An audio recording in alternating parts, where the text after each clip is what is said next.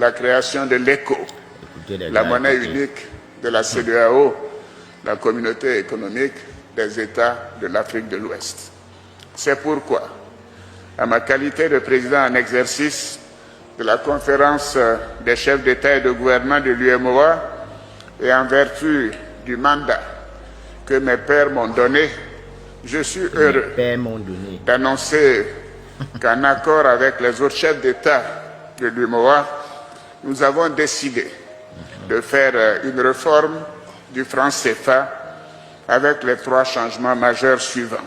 Vous avez bien compris. Tout d'abord, le changement du nom de la monnaie, du franc CFA à l'ECO.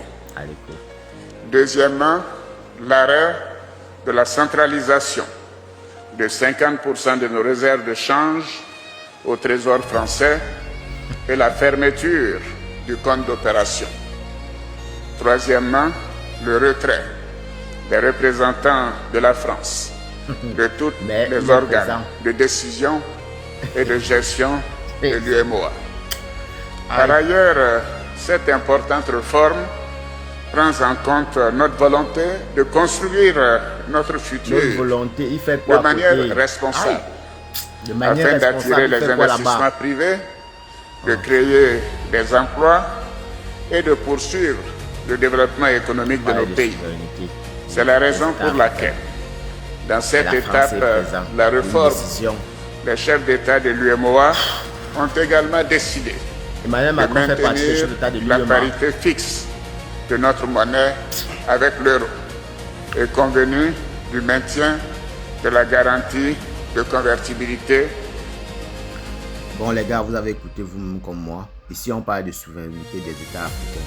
Mais lorsque on dit que les États africains ont pris la décision pour pouvoir faire une réforme, ça c'est d'abord quelque chose de très primordial. Une réforme, c'est pas un changement.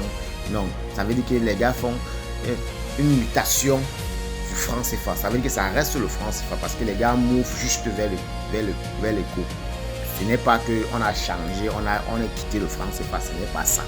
Et en plus de ça, on te dit qu'on parle de souveraineté des États africains et que ce sont les présidents africains qui ont pris les décisions. Mais qu'est-ce que le président français fait là? Le président français, c'est un président africain. Qu'est-ce qu'il est là dans les histoires où ça concerne les présidents africains? Mais ça c'est vraiment de la bullshit, vraiment.